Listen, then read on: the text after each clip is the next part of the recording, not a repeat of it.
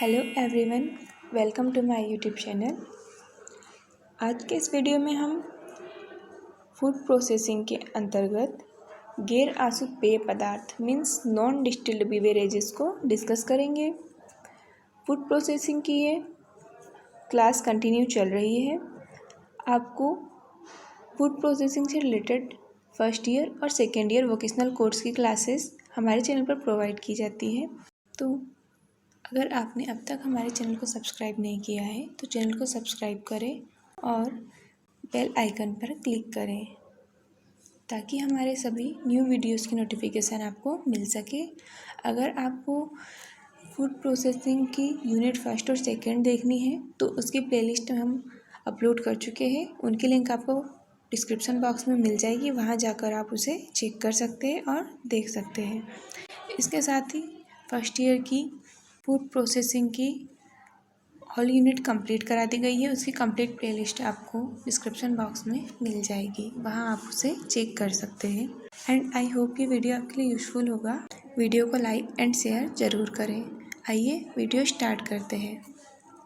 गैर आसुत पेय पदार्थ, इन्हें नॉन डिस्टिल्ड बेवरेजेस भी कहते हैं।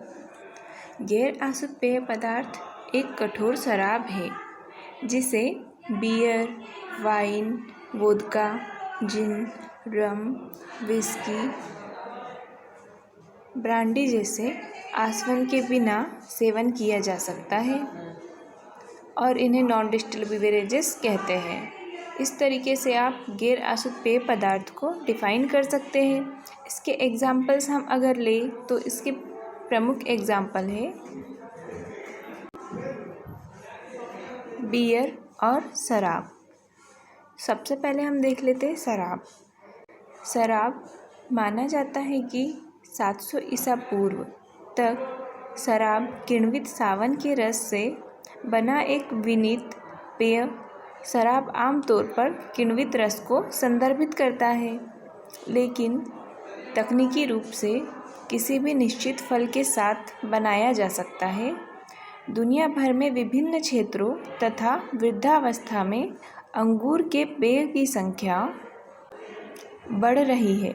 अंगूर और उत्पादन के तरीके शराब के स्वाद, एसिडिटी, शराब, मिठास, टैनिन और स्वाद को प्रभावित करते हैं। तो बेसिकली यहाँ पर जो बताया जा रहा है कि शराब अलग अलग फलों के रस से बनाई जाती है। स्पेशली अंगूर के रसों की शराब देखने में मिलती है ना। और शराब के स्वाद, एसिडिटी, शराब, मिठास, टैनिन और स्वाद को प्रभावित करते हैं। दुनिया भर में शराब बनाने हेतु आवश्यक उपकरण, परमिट और लाइसेंस है।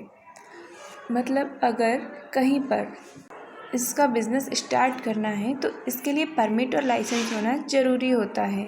शराब और तंबाकू कर और व्यापार ब्यूरो (TTB) द्वारा निर्धारित शर्तों के अनुपालन के लिए जिम्मेदार है।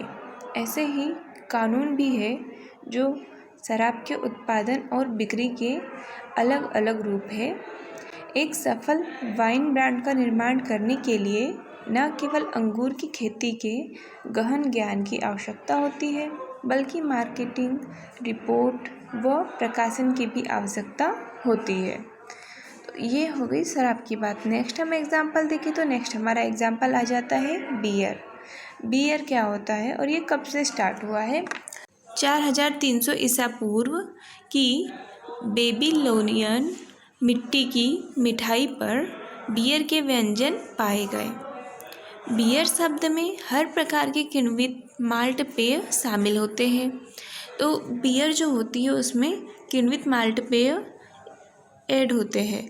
तो आपको माल्ट पेय पर एक अलग से वीडियो मिल जाएगा जो मैं बना चुकी हूँ, आप उन्हें जाके विजिट कर सकते हैं। आपको समझ जाएगा माल्ट पेय होता क्या है। आगे हम देखते हैं बियर में, जिनमें एल्स लेजर वह दोनों के सभी छंद शामिल है।